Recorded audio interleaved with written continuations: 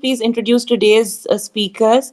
We have Miss Aman Karim with us today. Miss Aman is a registered psychotherapist, a psychoeducational consultant, and a professor of psychology with extensive experience working with adolescents and children facing neurodevelopmental, emotional, and behavioral challenges.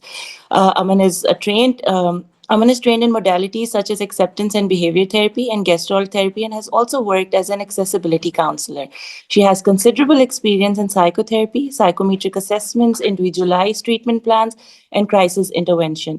She is also a member of the College of Registered Psychotherapists of Ontario, CRPO, and the American Psychological Association. Thank you so much, Aman, for joining us here today. And I think the insights that you're going to provide us with are really going to be very helpful for all the participants.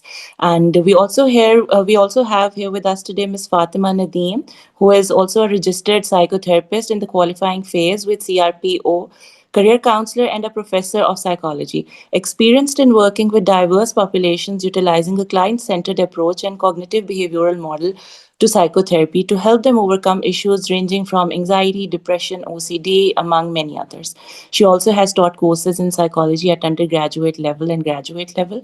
Additionally, she is also an avid researcher with keen interest in topics such as interpersonal relationships, intergroup biases, gender issues, attitudes, emotional intelligence, and memory processes. Um, we are really fortunate to have both of these esteemed speakers with us here today. And over to both of you now. Thank you so much for being here. Hi, thank you so much, Maheen. I really thank Rabia Institute of Professional Advancement and, of course, you for giving us this opportunity to speak to all of you today. I will just try to share my slides here.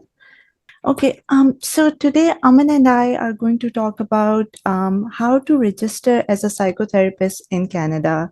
So if you are planning to move to North America, you must have heard that it is not so easy to crack into the healthcare profession in this part of the world if you have been trained in a different country, if your education is from a different country. It's because of their stringent laws, their stringent guidelines, that they make it really difficult for a foreign medical graduate or a foreign trained psychotherapist to register here and then practice here. It's not so true if you are a psychotherapist. Yeah, it is difficult if you are a medical doctor trained in another part of the world to come here and crack into the same profession. But if you are a psychotherapist back home, you are in luck. It's not that difficult. And I will just guide you on what are the professional bodies that govern this area, this profession, and how you can, register as a psychotherapist and practice the same way you were practicing back home. If you are in the process of applying for immigration, if you are already in Canada as an immigrant, you have already, crossed the hardest bridge. Now, registering as a psychotherapist is going to be a cakewalk, provided that you do meet the minimum criteria, the minimum requirements that are set out by the professional regulatory bodies here. Okay, so before we go into the process of registering as a psychotherapist here, as a foreign graduate, as somebody who has foreign experience of working as a psychotherapist, I will just try to introduce why there is a regulatory body here in Canada. And with this, I would just like to give a brief disclaimer that I am only going to be talking about the requirements and the process of registering in the province of Ontario. This is if you're coming in Canada as a new immigrant, chances are that you would probably choose Ontario as your place of residence because it is the largest province as far as population is concerned. There are more employment opportunities here. So let's just talk about how to register as a psychotherapist in this province. There are other regulatory bodies in every other province of Canada, and they have their own requirements, their own protocols, and their own procedures. So if you're going to, say, British Columbia or maybe Nova Scotia, I would really advise you to look at their regulatory bodies as well. In Canada, there is a legislation which is called it's RHPA, which is the Healthcare Professions Act. And this act states that there are certain, in total, 14 controlled acts that must only be performed by people who have been trained, educated in that area, and who have experience in that area. For example, the controlled act of surgery. It is only to be performed by surgeons who have been trained in that field, who have been educated in that field, and who have been registered under the College of Surgeons here. In the same way, so that's surgery is one controlled act, then there is the act of diagnosing an illness. That's a controlled act. Not everyone can do it.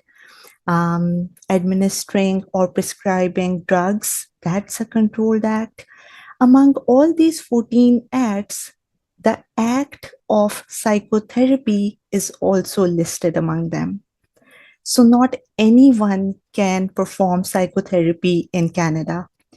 You must have the relevant experience, education, training in order to do this, right? And why am I explaining these controlled acts under the Professional Healthcare Acts? Is because there is a regulatory body, CRPO, College of Registered Psychotherapists of Ontario, which controls or regulates the act of psychotherapy. You must be registered with them or have their license in order to practice as a psychotherapist here. Unfortunately, even with our experience and our amazing degrees from back home, we cannot just come here and start the practice of psychotherapy. You have to get registered with CRPO in Ontario in order to do this. Now, you might have noticed that there are people who call themselves psychotherapists, there are people who call themselves psychologists or counselors.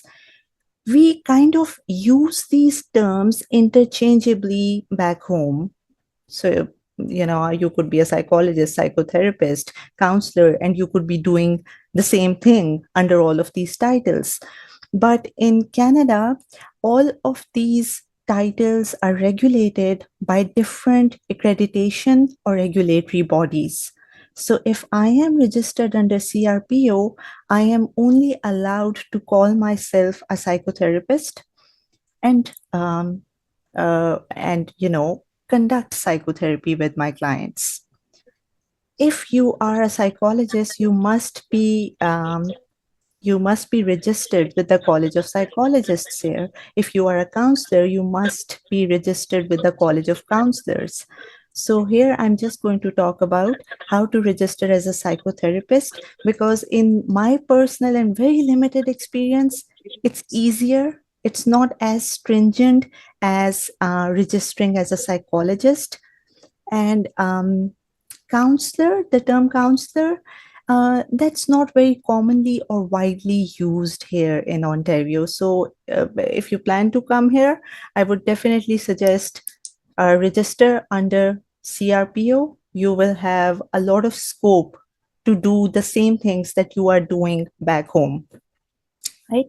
And registered means the same thing as being licensed. When you complete all of the prerequisite requirements of CRPO, you register with them. It just basically means that now you are licensed. You are licensed to practice as a psychotherapist here. And why do we need this college? Why do we need this regulatory body? It's not so much for you as it is for the public or your clients.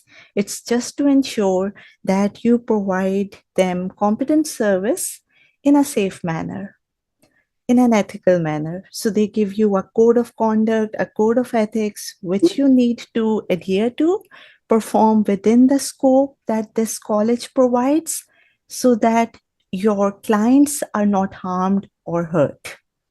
Okay. So if you have been educated in a foreign country like Pakistan, for example, if you have some working experience in Pakistan, my bet is that you are ready to register under CRPO as a psychotherapist. You probably already meet all of the minimum criteria that they demand from you. So I will just go to the next slide, give you the basic minimum requirements of registering with CRPO, and then Aman will take you through the entire process in detail on how to do it. So first, you need to have relevant education in the same field where you are registering from. Okay, so you need a minimum of a master's degree or a PhD in psychotherapy, clinical psychology. My degree is in clinical psychology and counseling, and I did meet this criteria. So, bachelor's degree won't really work. You really need to have a master's to register with CRPO. If you have a PhD, wonderful, amazing.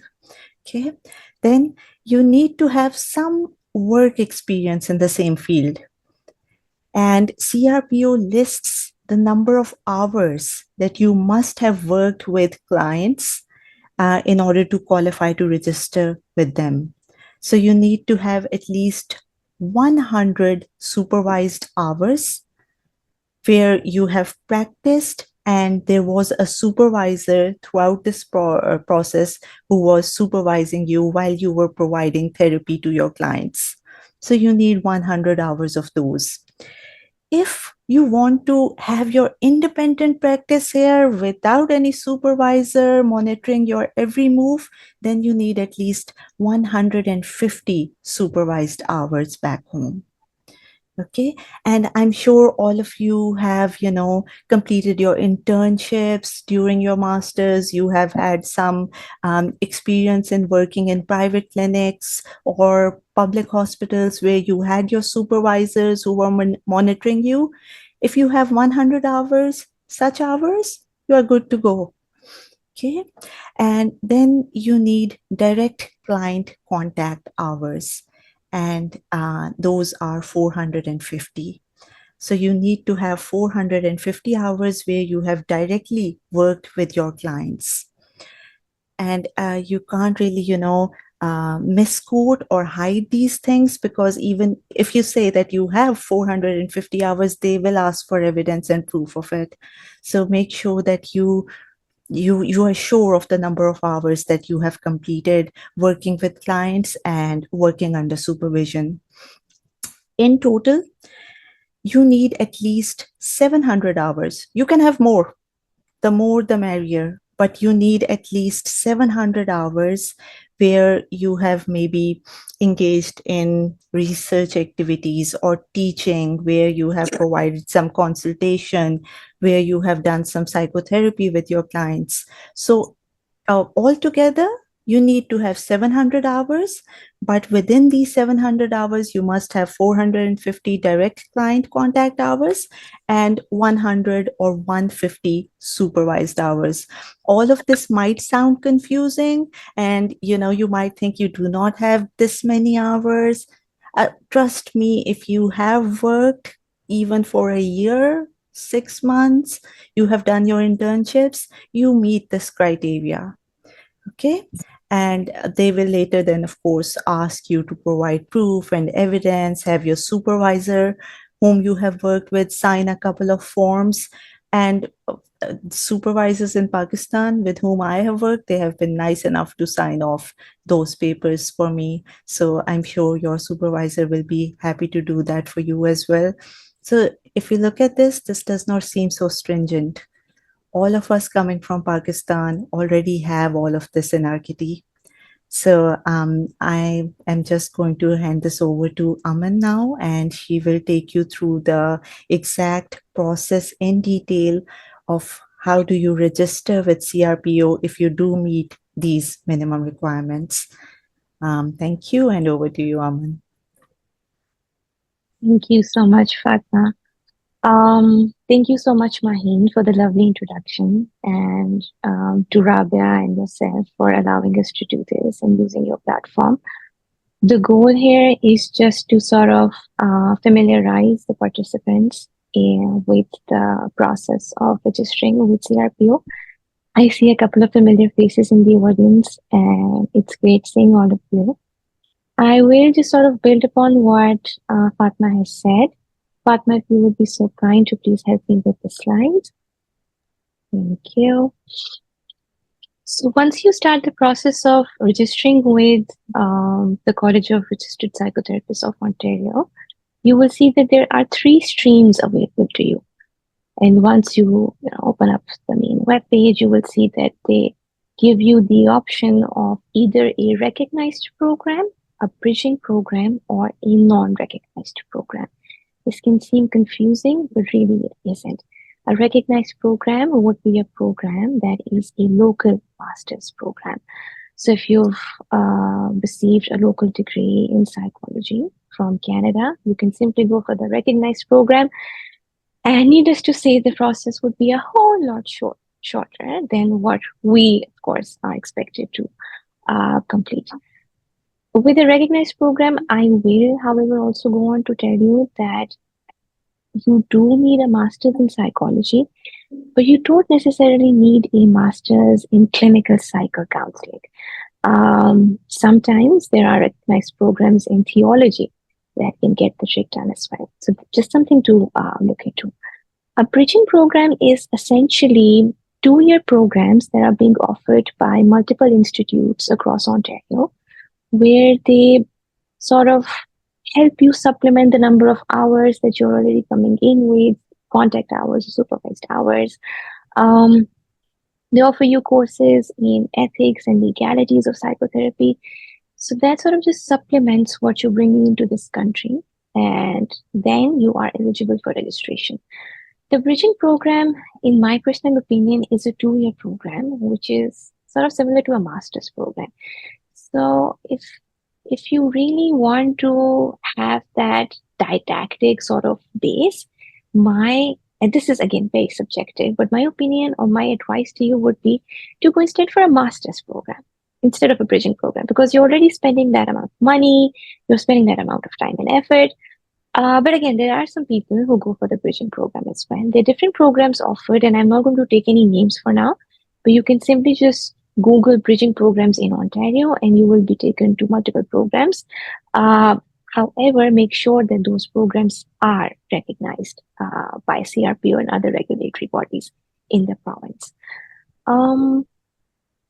A non-recognized program is essentially any master's program that is not recognized by the government of Ontario.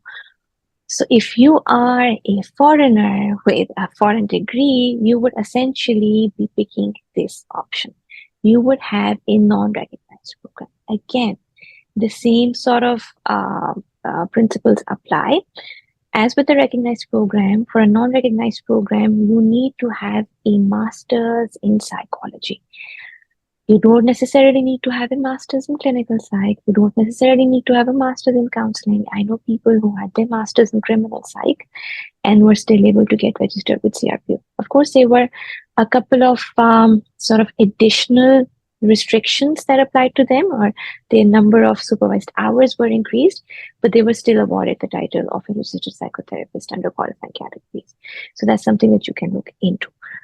So what we've established so far is you would need, I am seeing some of these questions and I will jump to it. Just give me a second. Just let me complete the train of thought. If you are a foreigner with a foreign degree, you would select the non-recognized program. Now I'm getting to your question. I see that Aisha is asking, can you please clarify whether MA and MS are the same or not? If you have a master's and MA, this is a program that would still, and again, I'm assuming that this is not from Canada, you can still go for the non-recognized program. That would still work, right? But again, I cannot give a blanket answer to this in the sense that, okay, would the process be as seamless for you? Because sometimes they would look at your individual courses, right? So you would send in your transcripts, they would sort of see, okay, how many of your courses are aligned with the courses that CRPO really needs? And so it's not the MA or the MS, it's just that you need to have a master's in psychology, send in your transcripts, and they will do the rest for you, right? Okay. All right. Now moving on to the next slide. Fatma, if you could please change the slide for me. Thank you. Okay. So processes in registration. What I'm looking to do here, and I am very aware of the time, so I will try and spend only time as much as necessary on this. So I will just sort of walk you through the different processes as you look to register with the College of Registered Psychotherapists of Ontario. The first step, you guys, is you going to the website for CRPO and clearing the jurisprudence course. This is fairly simple. You put in your basic identifying details. You make a small payment, and then it's a ballpark for $150 to $200. I'm not sure, may have increased, but at least last year this is how it was. You complete that course. A jurisprudence course is basically a course that talks to you about the ethics in the province, the legalities that are associated with this profession. So they will talk to you about broadly concepts that you are familiar with to an extent. So confidentiality, data sharing within the circle of care, advertising, frame setting, costs, time, that sort of a thing, boundaries, relationships, right? So you complete that course, you take a quiz online, and once you clear that course, you are eligible to complete a profile for registering with CRPO. So that would be the second step. You create a profile. When you're looking to create the profile, again, you put in your identifying details, you put in details about your educational degree, you put in details about what courses you took, where you took those from, what's the title of your degree, when were you awarded that degree, that sort of a thing. You will also put in contact hours. Now, contact hours, broadly speaking, would essentially be hours that you have spent doing psychotherapeutic activities or auxiliary activities. So you would also put in details about consultation. You would also put in details about administrative work, research work, teaching activities. All of these activities together would make up, and the minimum requirement is 700 hours. You could put in as many hours as you've completed, could be 2,000 or 5,000 for all they care. You would, however, have to put in details for those hours. And they don't require any supplementary paperwork at this point in time. They just take your word for it. So you tell them that you've completed 1,000 teaching hours. You just put in the courses, and that's about it. Sometimes, however, they would need auxiliary paperwork, but those requests would only be made to you once you've submitted this profile. So that would be, maybe after step 5, right? So make sure that you have some sort of paperwork available. It could be for teaching activities, it could be sort of like a feedback that you've received from the quality assurance department of the institute where you worked as a teacher. So that sort of a thing. So once you've put in those contact hours, and as Fatma said, you need a minimum of 700 hours, you will be taken to what is called the mapping tool. It sounds very simple, but this sort of is the linchpin that sort of holds it all together. The mapping tool is how CRPO estimates your ability to conduct effective psychotherapy. And I will talk, in some detail about the mapping tool once I've walked you through that process. The mapping tool is something that we can dedicate a lot of time to. However, I will keep it short in this workshop, where if that's something that you're interested in, we can schedule something later as well. The mapping tool essentially would ask you questions about your own perspective as a psychotherapist. So when you're working with a client, are you aware of the use of the self? Are you aware of all of the intricacies that sort of surround that process? Are you aware of the ethics that surround the practice of psychotherapy? What is your conception of attachment? What is your conception of boundaries in psychotherapy? So these are a lot of subjective, sorry. My report just fell out. I'm so sorry about that. So those are a lot of subjective questions that basically are aimed at understanding how adept you are at understanding the nuances of this profession, how adept you are at being a psychotherapist, how aware you are of all of the dynamics that sort of underlie the practice of counseling and psychotherapy. So that's the mapping tool, right?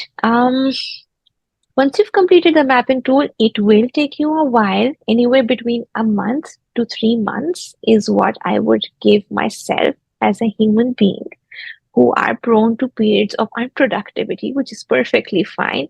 It's also something that, you know, while you're doing it, you may be sort of afflicted with periods of, writer's block, because it does require some semblance of writing abilities as well. Because again, you have to express all of those experiences, right? Anyway, so once you've done that, you submit an affidavit. And an affidavit is sort of something that's similar to the process of notarization in Pakistan, right? So you go to an attorney, you tell them that, okay, you filled this application out. They would take a proof of ID, make sure that you are the same person, sign it for you, charge you a small fee, and you attach a scanned copy of that stamped affidavit with your profile, and that's when you click submit. Once you've submitted your profile, you guys, it will take you anywhere between, let's just say, 3 to 4 months to receive a response from CRPO. The response would essentially indicate whether your profile has been accepted. If it has been accepted, you will be awarded the title of a registered psychotherapist under a qualifying category once you make a small fee. There might, on some occasions, be some stipulations attached with that registration title. So they would award you that title of a registered psychotherapist under a qualifying category, but they would tell you to go into supervised practice right away and attach yourself to a supervisor who's practicing in the province of Ontario. They will give you a list of approved supervisors, and you would have to pick a supervisor from that list. They might sometimes tell you to complete additional courses. They will give you a list of additional courses that are recognized under CRPO. So in some cases, there might be stipulations. These stipulations, however, are most likely, and again, this is experiential based off of my experience and of talking to other people. So there may be things here and then, take this with a grain of salt. Sometimes they will tell you that you have to complete these additional courses in order to get the title of a registered psychotherapist under a qualifying category. And these stipulations are most likely when you've completed a master's that is not in clinical and counseling psychology. Not in clinical and counseling. So if, for example, you have a master's in, let's just say, educational psychology, or if you have a master's in, let's just say, forensic psychology, these stipulations would be most likely then, okay? So once you've done that, you will receive your response, and voila, there you go. You are registered under CRPO with a qualifying category. What do you do in order to receive the title of a registered psychotherapist in independent practice? There are a number of additional steps. So next steps for you would be completing 450 direct client contact hours. Direct client contact hours are essentially hours that you've spent with a client conducting psychotherapy, right? The minimum requirement is 450 hours. For independent practice, these need to be 550 direct client contact hours.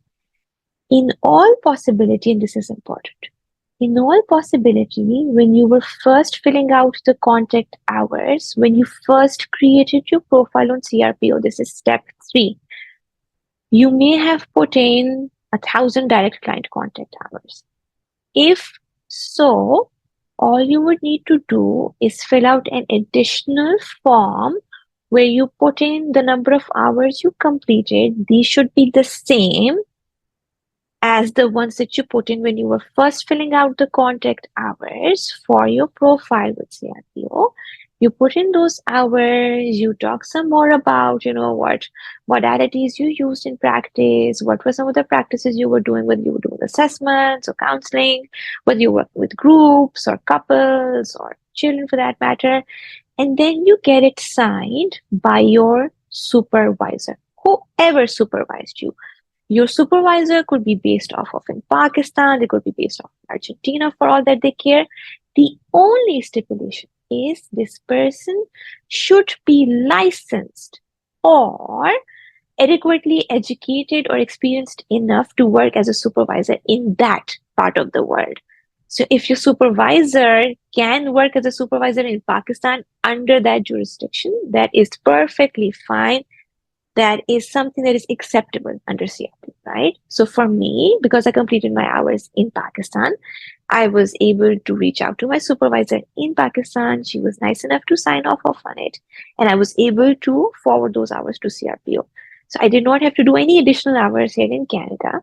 If you want to do those for your own peace of mind, you're more than welcome to do those. We did, me and Fatma, we went for some additional supervised hours, but that is not a requirement, right? So your direct client contact hours would be hours that you spent directly with a client. You would get your supervisor to sign up on those. And then the additional supervision hours, which is 100 for you to get the title of an RP, 150, like Fatma said, if you want to be an RP in independent practice. These are hours that you've spent in supervision, where you were working with a supervisor, you were having those meetings, you were going over your transcribed sessions, you were looking at the intricacies of those sessions, you were receiving feedback. All of those hours, whether didactic or experiential, would go under supervision hours. Again, you would put in details about these hours, and your supervisor, again, the same requirements apply. They have to be licensed or adequately educated or experienced enough in that jurisdiction to be a supervisor.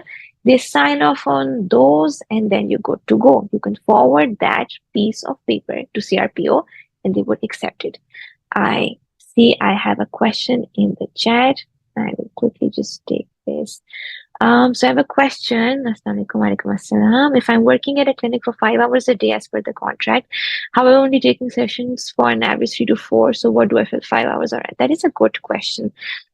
The 3 or the 4 hours, because these are the hours that you're spending doing those sessions, Manu, would go under direct client contact hours.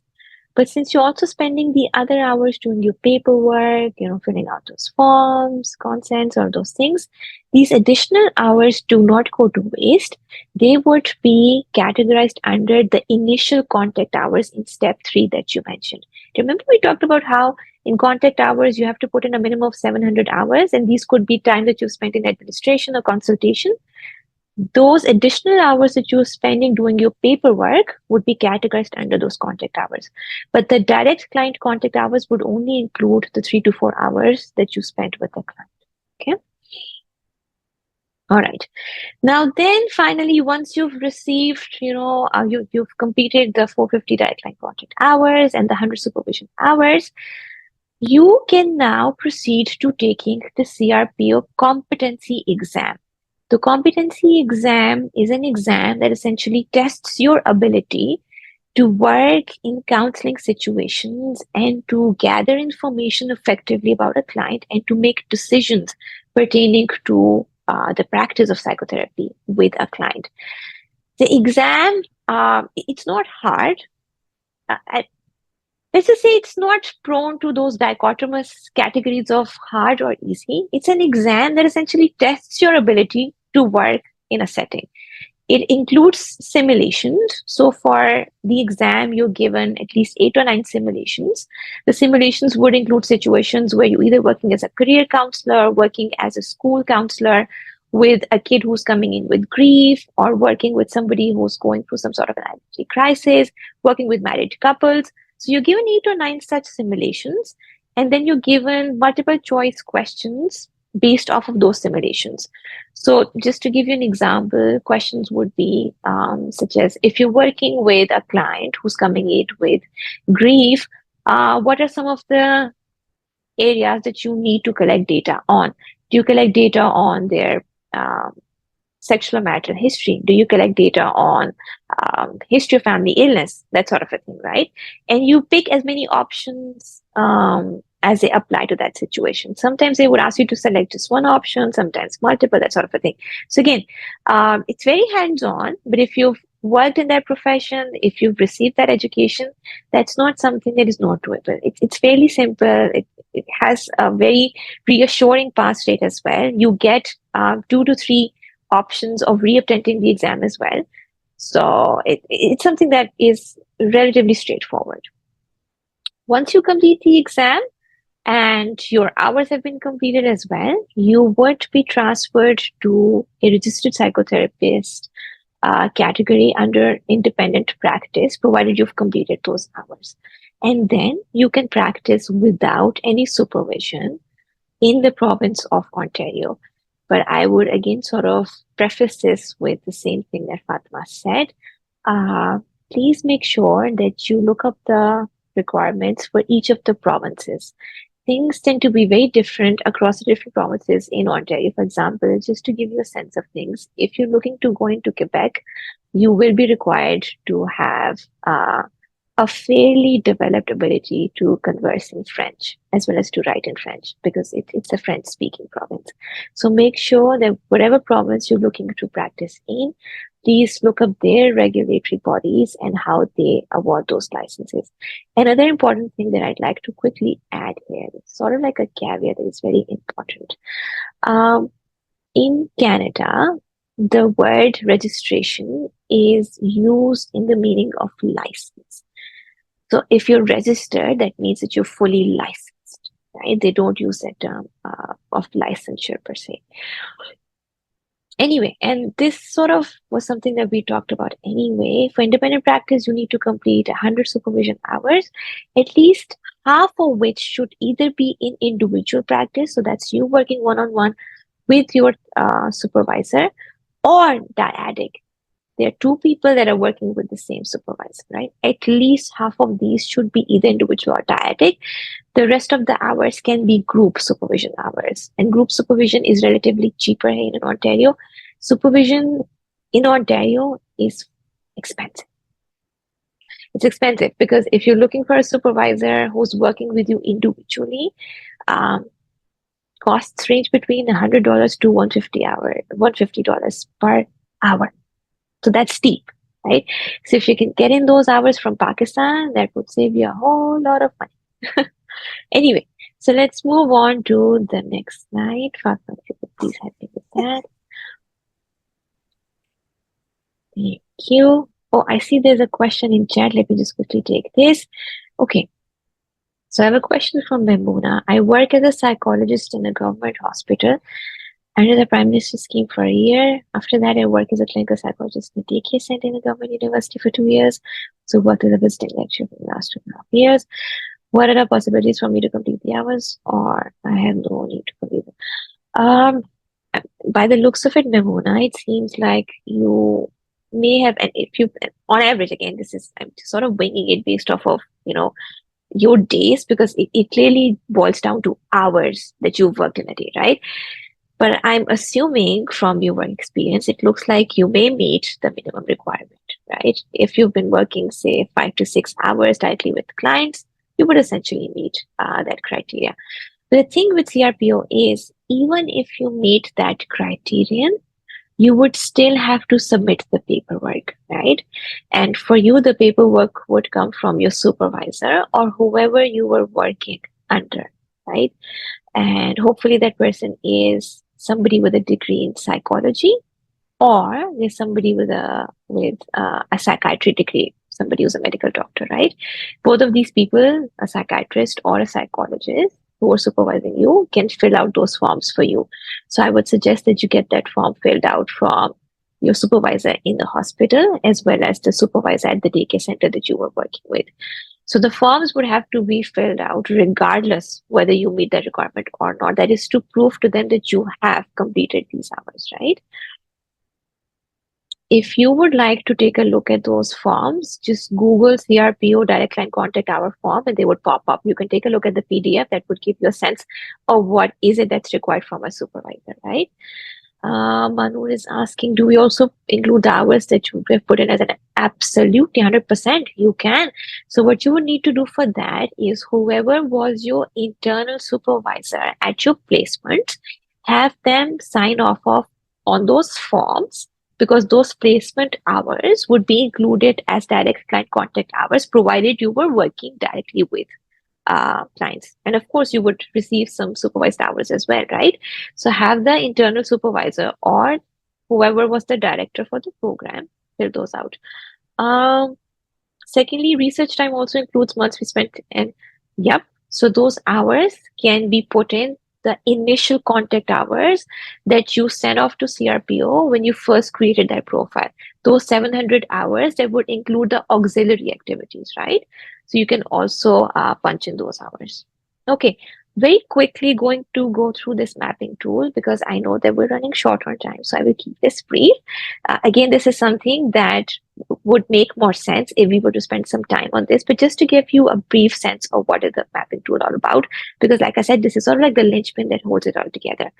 For the mapping tool, you guys, you need a couple of things. You need your course outlines for each of the psych courses that you completed, especially courses with an underpinning of clinical or counseling psych. You would need course outlines from the university for these. Once you have the PDF or the scanned copies, you can simply upload those. You would also need a sense of the learning modalities that were practiced while you were completing the said course. So for example, let's just take the example of and the mapping tool, what it does is basically it gives you different questions, right? There's certain questions that are put to you, and you need to answer those questions. An example of a question could be integrate a theory of human psychological functioning and development. This follows from the statement that were you able to effectively integrate a theory of psychological functioning and development while you were completing those didactic hours at your university in a graduate program.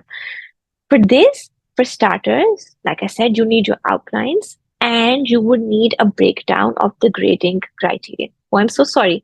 We are being bombarded with balloons. All right. So you would need a breakdown of sort of, the course grading criterion. So for example, whether you completed any didactic activities, your didactic activities would include those teaching activities, the PowerPoint presentation, the textbook that your instructor used, any assignments that you completed, any class presentations that you completed. You would need to put in details about these sort of like the grading criterion that you had for the course, right? Go in great detail with this. There is no word limit.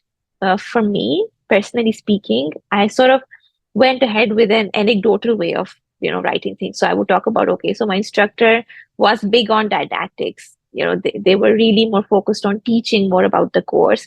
And when they were talking about, psychological functioning and development, they talked about theories of psychological development. So they talked about Freud or Erikson, or they talked about Vygotsky, Kohlberg, all of these people. What did they talk about? Give some detail about that.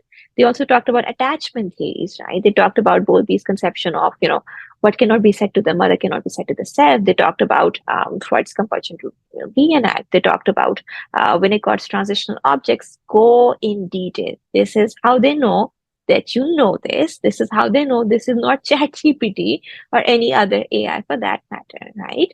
So go into detail with regards to these. I would also advise you to please talk about your assignments or presentations in detail. So while I was filling this out, I also went on to include details about my class presentations or attachments or assignments on attachment, right? So for example, our instructor wanted us to create an experiment that was along the lines of Baron Cohen's original The Celian study, right? And all of us did that. Any takeaway points from that assignment can be included in this. The more detail you put in, the better it is. The quicker your application would be processed, right? So include all of these things. Another thing that they would want you to talk about is integrate awareness of the self in relation to the professional role. This is what CRPO pegs as the safe and effective use of the self. You will see at least 7 to 8 questions that only test this ability in the counselor, the psychotherapist. Is the counselor able to use their own selves effectively within that psychotherapeutic exchange? So you will talk about cases. You will talk about clients that you worked with. You will talk about what was felt within, those dyadic conversations that you had with the client. Again, put in details, right? And again, you will also be requested to talk about your knowledge of human culture diversity in relation to psychotherapeutic practice. In your culture, when you're working with clients, sometimes there's some nuances that crop up that sort of are nuances that are very specific to your culture.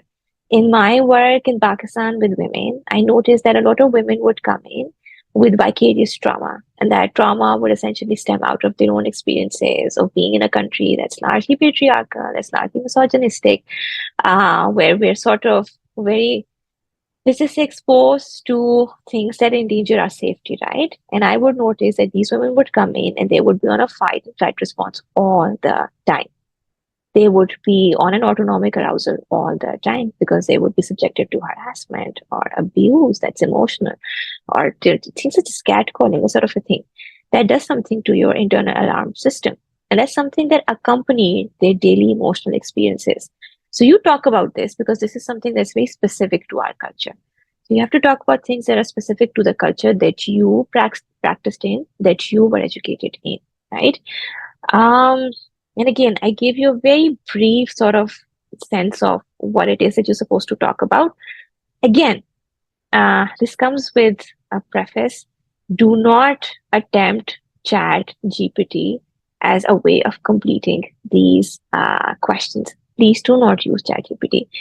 That will, again, needless to say, that either will not give you the kind of answers that you're looking for, or will give you the kind of generic answers that will give away your little secret to CRPO, which would essentially, just would have consequences for your application, which I'm sure you would not want. I have questions from two people. I will quickly take these. Apart from MS, if I did my BSc honors in clinical psych, so would the hours I spent during the clinic, during the placements at clinics and hospitals be included or not? I'm asking because Ms. Fatma mentioned it doesn't matter in which field your BS was. That is a tough question, and I am not sure whether I have the answer to that, to be honest. I do remember, top of my head, and again, do your own research with this. The easiest way to get an answer on this would be to reach out to CRPO directly. They are very good with answering your questions. They are punctual. You send them a question, they will send you an answer right away. So that's a question that I would, if I were in your position, reach out to CRPO with. But top of my head, based off of my own experience, when I was filling out the mapping tool, I did include some courses that I did while I was doing my BS. For example, when we're doing our MS, we typically don't have courses on developmental psychology, right? These are courses that are more regularly taught on the undergrad level. So that's something that you can look into. Maybe include some of those courses, but for the most part, maybe build your application on the courses that you took while you were doing your graduate degree. For the placement hours, I'm not sure, honey. I'm so sorry about this, but I'm really not sure. That's a question that's best reserved for CRPO because I don't want to give you a wrong answer, right? I have another question from Anam. I have my degrees attested from West. Does it make any difference in the process of registration? You would need to have your degrees attested from some accreditation body in Ontario. It could be either WES, it could be ICAS, it could be CES with the University of Toronto, but it has to be attested. You cannot receive the title of a registered psychotherapist unless you have your degrees attested. So that's one of the prereqs that you need to have. Memuna is saying, I have a little confusion about mapping tool. Is it a test with the supervisor from CRPO supervisor or an interview? The mapping tool, Memuna, it's sort of a paper pencil activity that you complete while you're completing your application. So once you complete your profile, you will be taken to another page that has all of these questions, some of which I talked about in our conversation today. Those questions would be about your understanding of human development, about your understanding of mental health diagnoses, about your understanding of, the psychotherapeutic dyad. So it asks you all of these questions that pertain to your education in psychology, that pertain to your training in psychology, your experience as a psychotherapist. When you're looking to answer these questions, you build upon all of these things and come up with a coherent answer. The question is essentially aimed at seeing whether you are effectively equipped with the kind of prerequisite skills that most counselors should have. For example, boundary setting, for example, the understanding of ethical aspects of counseling, right? You do this, you fill out these answers, and then you submit an affidavit, and then you submit the profile. This profile, alongside the mapping tool, is taken to CRPO. CRPO would essentially give it a once over. They would go through your answers, and based off of your answers, award you the title of a registered psychotherapist, right? So that's how it works. So this is not a quiz, not a test, not an interview. This is sort of like a paper pencil activity that you do. Okay. I hope that answers your question. Perfect. So I guess that just brings us to the end of the conversation just in time. We're left with 5 minutes. Thank you so much, guys, for allowing us to do this, and thank you for being such great listeners. Thank you so much, Aman. Thank you so much, Fatima, for sparing your time in the first place and then providing us with such an insightful information. I think anybody who would be looking forward to any such information, I think this session, had everything encapsulated. So thank you so much for covering the entire thing, or keeping the track of time as well. So thank you so much. And also on top of everything else, you incorporated all the questions, Sati. So I think that's a lot. I would just like Thank to you. request the audience that if they would have any question for our presenters, and if they would want to get a comment on anything. So, but the audience was, I think they got their answers. You're So you most have a welcome. comment. Thank you so much for such an informative and helpful session. So this is for both of you. Thank you so much. I think you have answered everybody's questions initially as well. And Thank you. okay, thank you. Thank you for Thank you, asking those everybody. questions Thank of you. as well, Thank because you, I think Mahi. all the questions that were asked, they would be informative for others as well. Thank you so very much, guys. It's And a I just lovely want, session. yeah, to be honest, I do not require this information right now, though. But of course, in the future I might need it, and I might also, plan to go ahead with that. So yeah, it was really, really helpful because somebody navigating you through the whole process is something that is different than actually going up to a website and learning on your own. True. So definitely, Thank I'm you, sure it's going Radha. to really, really help a lot of people. And we're also going to be putting it up. We've recorded the session, and we'll also be putting it up on our YouTube channel. So definitely, if you've missed anything, it's not like you actually you've missed it and you have to read up on your own. You can always go back and look into the um, see where what you've missed, and maybe if there's anything that you can find through the video, so that will be really helpful as well. Yes, yes. Maybe we can just conclude now. So thank you for being such a lovely audience. Thank you so much for being here with us. And thank you, Aman. Thank you, Fatima. I think we can now officially end the meeting probably. Okay, everybody, Thank take you, care. All guys. right. Thank Thank you so you. much. Take Bye. care. Bye bye.